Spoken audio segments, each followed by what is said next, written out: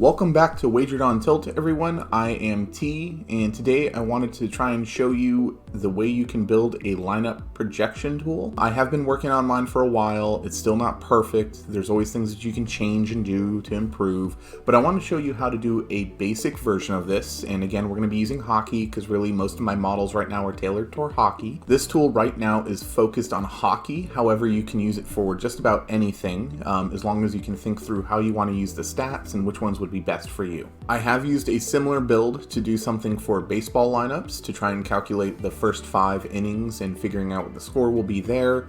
I have done it to see for prop bets and things like that. This lineup tool is really useful and actually can help you forecast games as well as like personal scores of players. As always, if you like the content that I'm producing, feel free to subscribe, tell your friends if you want them to get sports betting knowledge as well, if you want to share the wealth. If you have any questions or concerns or comments, feel free to drop them in the comments down below. I'm always happy to respond as fast as I can and try and get out as much content as possible. If you have ideas for content, please let me know. Tell me in the comments something you'd like to see me make a video on, or questions that you have about sports modeling, sports wagering, or anything like that, and I'll try and help you out as fast as I can. So, enough with the intros on all of that. Let's go ahead and dive on into the building a lineup tool. This is the lineup projector.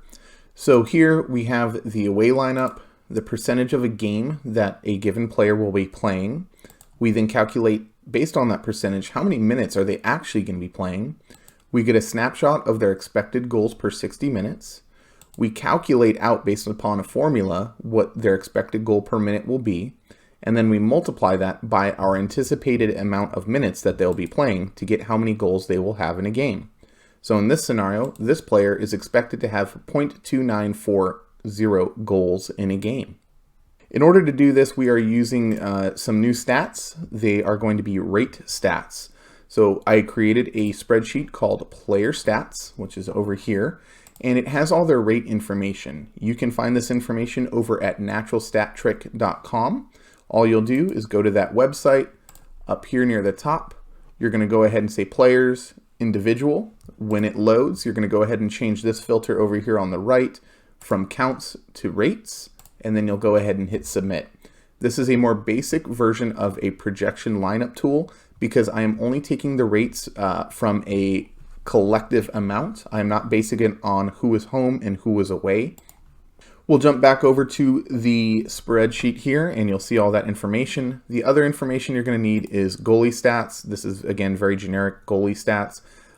You can see this stuff at Natural Stat Trick as well. If you go into Natural Stat Trick and choose to go look at goalies, it's going to be the statistics that populate there. And then you're just going to go ahead and put it into the spreadsheet. You may need to scrub the data a little bit because often they will put a ranking number on the far left. I just delete that because I don't really care what their ranking system is saying at this moment. We're not using it in this model. So now that we have the stats over here in player stats and goalie stats, I like to set this up as a picker. That way I can use it inside of a mobile device and not have to hand key every single name.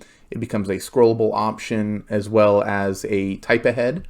So in order to do that, you would just highlight the entire selection of where those are going to exist.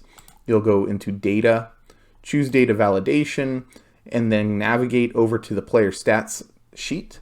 And then you can highlight the column, or you can type in this value of just player stats, exclamation, A to A, and that way it grabs any name in that list. Now here we have it as a picker where I can go ahead and click a drop down and I can see every name. Or if I wanted to go ahead and type one in, it'll start doing a type ahead and then it'll find the name for me. This is useful so that you can enter stuff from a mobile phone. So if you're on the road, you don't need your laptop and you can still get the information you need. You will go ahead and do the same thing for the goalie, right? I just went ahead and created here on row 25, goalie away, Cam Talbot, right? And then we've got all the goalie names in there as well. Now let's go into the percentage of a game. So the percentage of a game is a calculation that we're going to do first, which is going to try and figure out how much does a given player on average play per game. In order to get that information, we need the stats from player stats. And what we're doing here is we're going to say we're going to head over to player stats, grab E, which is their time on ice, divided by their games times 60. Now the reason we're doing games times 60 is that in a given game, there is on average 60 minutes. We're not counting for overtimes or anything like that. So this is just in a standard game. They have 60 minutes in the game, how many games, which is the total amount of possible ice time, and then we're going to divide that into their on ice time. That will give us a percentage of how much time they are on the ice playing the game. So here this first player is on the ice 23.4% of the time, whereas Connor down here is only on the ice 14.27% of the time. This is a really simple calculation, shouldn't be overly complicated. I am using what I've trained and taught in different videos, the indirect, to look this player up and grab that stat. I didn't want to mess with the columns of the stats. Then we're dividing and multiplying over here. So using the indirect match formulas, you can go ahead and find that information out. This little if statement is to try and help me flush out anybody that's not found. Again, if you're using a limited data set and you have a rookie or a new player that has never really played and you type in their name, you may not find their name in this list. In that event, it will zero out and it would throw errors across the board. By using this if the player name is equal to blank because it couldn't find it, it's just going to go ahead and add a 0, which means that way we're not accounting for it, we're going to omit it, and you can easily keep track of how you're building your lineup when you're reading it from NHL projection lineups. So now that we have the expected projections of percentages, we're going to go ahead and sum those percentages at the end of our lineup list down here. Now this is saying 395.62%. That doesn't make sense, right? You can't have over 100% of ice time. That's okay. We have a way to try and naturally flatten this number out so that it makes sense. And what you're going to do is you're going to take the value over here of B2, so that on ice percentage, and you're going to divide it by the summed percentage time on ice times 300. The reason we're going to say 300 is because there's 60 minutes in a game, but there's 5 positions a player can skate at, right? So 5 times 60 is 300. So really, in a given game, there is 300 minutes a player can use in a given game because they could play different positions, forward, defense, center, left wing, right wing. It doesn't matter. They can float around if they need be. So you're going to account for it that way. What that's going to do is it's going to flatten this number out. So you're going to run this calculation against each one. So I would suggest locking in a percentage amount, right? So we're going to use $B, $24. So it locks in on our summed percentages down here. And that way I can just copy and paste the formula all the way down. And then what you'll see here is the number 300. This is summing this column here. We want to see 300 if our game is hockey. Reason being, again, is there's 300 possible minutes anybody could play in this game, but depending upon what position they're in. If you see anything less than 300 or anything more than 300 in a hockey calculator, it's wrong. You need to figure out where your formula is incorrect. This is a good sanity check to make sure your numbers are making sense and that they're actually being normalized. Now that we have this number, we are projecting that this player will play 17.74 minutes in a game. Now, this number over here, the expected goals per 60, this is just looking up a stat so that I can see it quickly and understand whether or not this is a valid number that I'm going to be using. I use this as a sanity check. You don't need to put it in this column because you can fetch the data and just throw it automatically into a calculation. It helps me, though, just validate when I'm looking at all the numbers that I'm not pulling something wrong. If I saw a number in here like 600, I would immediately know I'm probably looking at a wrong data point. So I do like to surface certain key data points that I use in calculations up front so I can validate it with my own eyes. Next, we're going to figure out the expected goals per minute. So in this, what I have actually done is I took some of the stats and threw them into Excel just because it's not as easy to do in Google. What I did was I took some stats from player stats and wanted to find out if there's a correlation between those, which I have done a previous video on. And then I wanted to find those, and that whatever had a good correlation, I threw them into a linear regression model. And from the linear regression model, I found some stats that had really good correlations and made sense and had a good R value. So what I did was I found that the expected goals per 60, the ISCF per 60 is very relative to the amount of actual goals that they are scoring, so it's a good predictor. So what I have done here is I took the linear regression model that was spit out from Excel and put it in here. So I said, here was my linear regression model that came out, or at least the formula, where I have my intercept plus the first value times what the model told me, plus the second variable times what that told me. So I will show a quick version of how to do that here in a moment using Excel. I don't know how to easily do it in Google Sheets. Google Sheets is constantly changing the way they do things. Therefore, the way that used to work 2 years ago no longer works. Before we dive into how to do this in Excel, what this does now is gives me a amount that we're expecting a player to score per minute. Some of these numbers may not make sense, right? How can you score a fraction of a goal? Remember, we're dealing with averages and percentages and chance. So there's a chance amount that this will be scored, which then gets summed to a total goal. This is very helpful because the closer you are to a 1 value means that they are likely to score 1 goal within the amount of ice time that they have. The lower the number, the less likely they are. That can help you with prop bets. So for this final column, what we're doing is we're saying we're taking what our calculation is expecting of 0.0166 goals per minute, multiplying it by how much ice time we believe they will have in this upcoming game, and that will give us our amount. So this player is expected to score 0.2940 goals. You copy and paste those formulas all the way down for your lineup, and then it'll give you a total. So here it is expecting that there will be 2.70 goals in this game. Now, this doesn't always hold true. It's not always going to be 2.70 because you have to deal with now their goalie, right? These numbers up here are more of a collective. They don't deal with a team by team. They don't deal with home or away, and it does not deal with any specific goalie. Now what we want to do is create a goalie value that we can multiply by.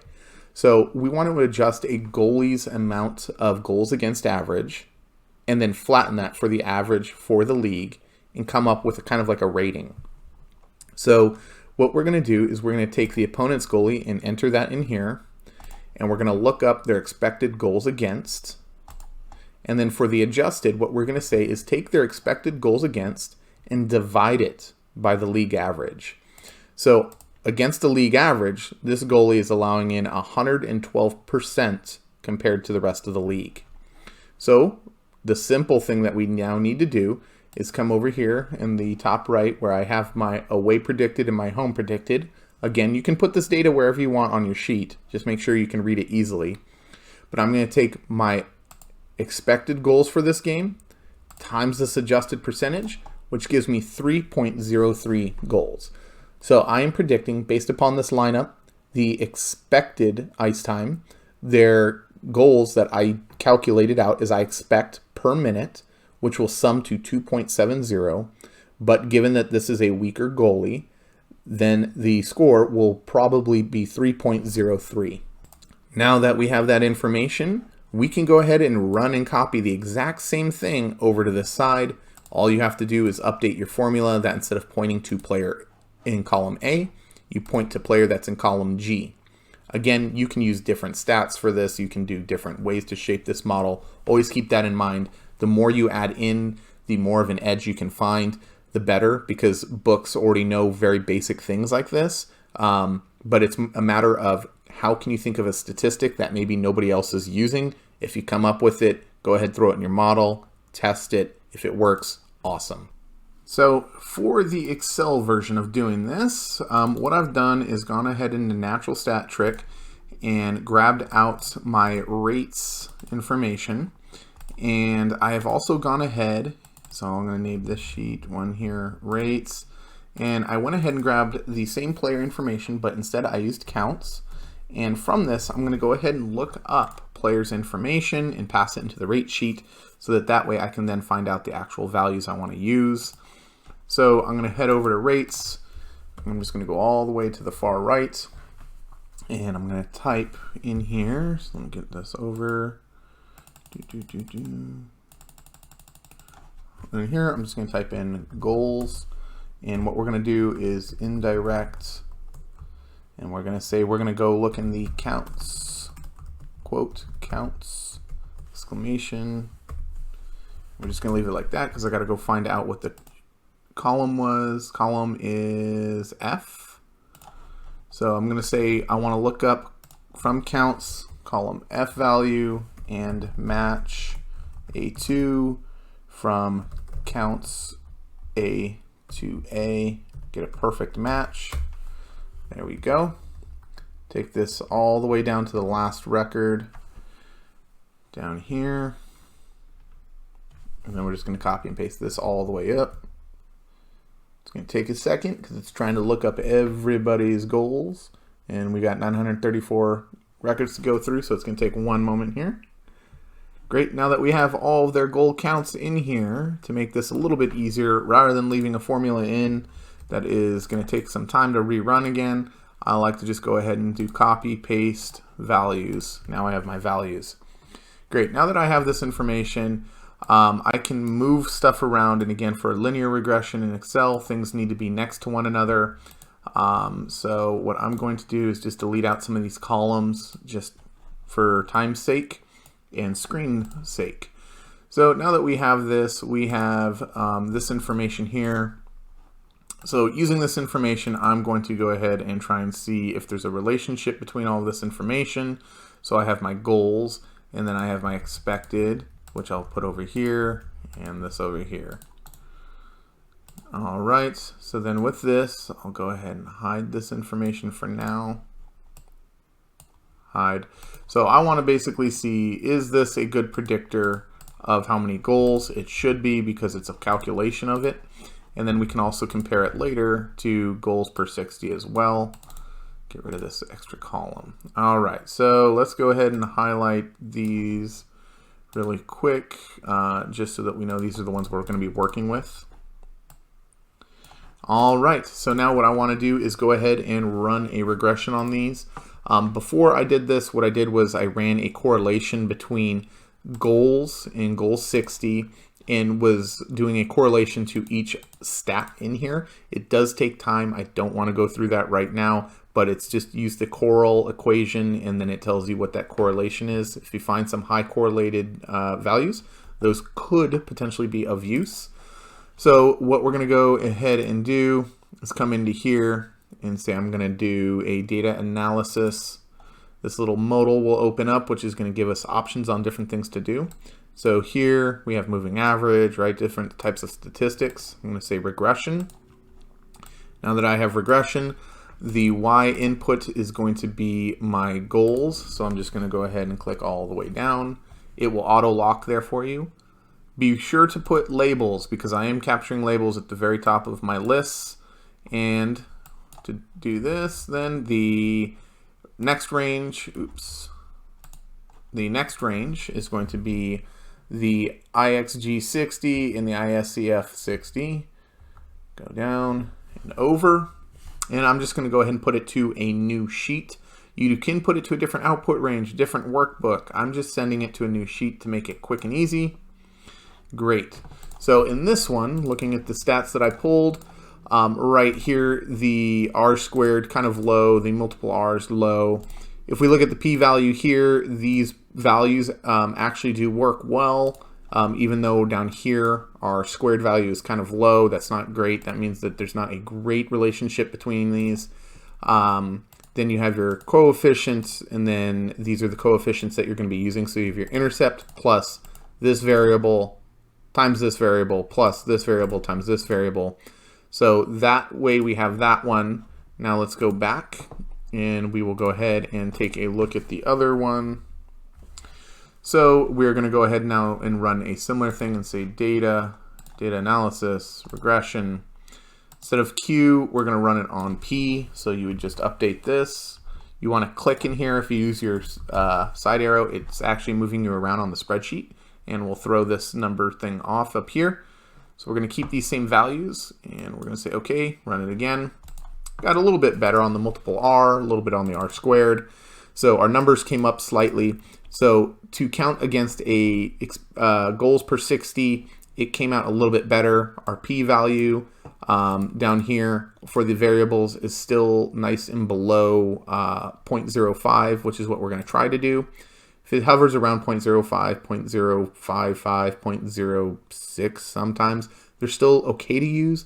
In data science, you never use anything that high just because those aren't going to be really good calculations, but we're not dealing with chemistry and things like that. So those could work. You just need to be cautious about what numbers you're using. So in this scenario, I went ahead and already calculated all these out. We added in Cam. Over here is the goalie, who has a 2.35, and then their adjusted amount to the league. The average, though, is 95%, which means that he is only going to give up maybe 2.4 goals per game. So from this, now we have a lineup projection.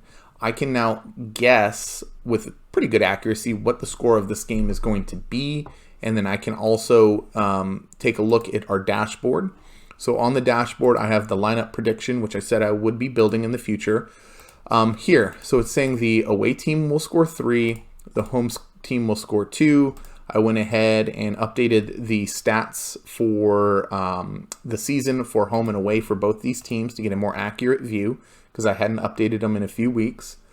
Went ahead and added in the information here. Right now, I realize that the penalty one can be a little bit flawed. So I removed this statistic because I got to clean the stats. They're not flat enough. Looking at it, it says Minnesota's got a 58% chance to win. The other system is saying they will win roughly 3-2, which we see here. And our lineup predictor is saying 3-2.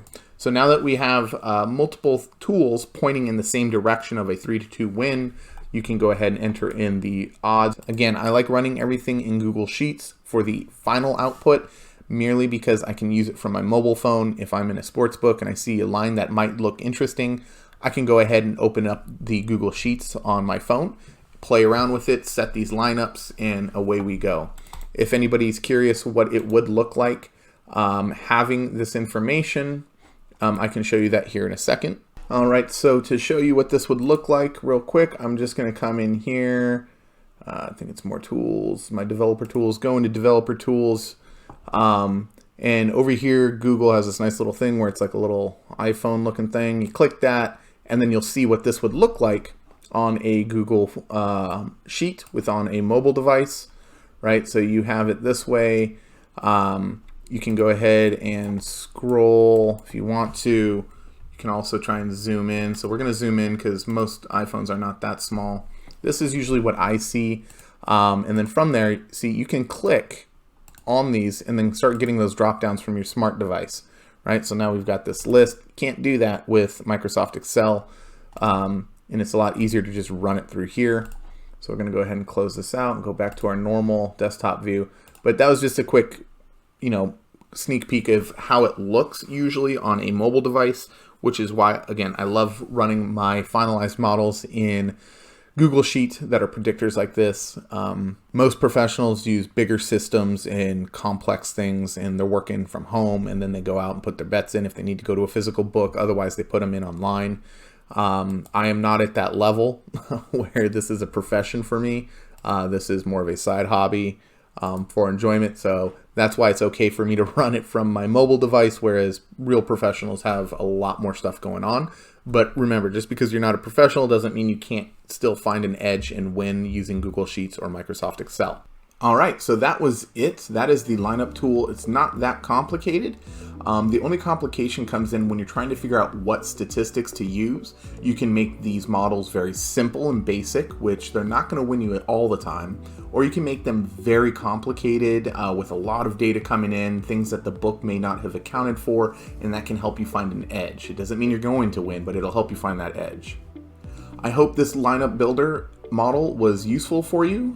You can, again, use this for baseball, football, soccer, just about anything where there's more than one person playing at any given time. It allows you to try and forecast team totals, personal goals, personal assists, things like that. Figure out the over-under as well. There's a lot of great things that can be done with this model. This model is very simple and quick to build. The toughest part will be getting the stats and knowing what stats you want to use. If you do think of something that you would like to see as far as like I want a baseball or a soccer or a different version, let me know. I would be happy to go ahead and make a quick video on producing some of that content as to here's how you would build a soccer model or a baseball model. It wouldn't be the most in-depth model, but I would give you a quick version of how I personally would build something like that. So if you had any questions on the lineup tool, please drop a comment below and I'll get back to you as fast as I can. If you want to be notified as soon as I have new content, go ahead and hit that subscribe button. You can also follow me on Twitter and Instagram. Twitter and Instagram is where I will be posting my pics or updates as to models that I'm building or things that I'm working on, not necessarily just the YouTube videos. So with that, happy wagering.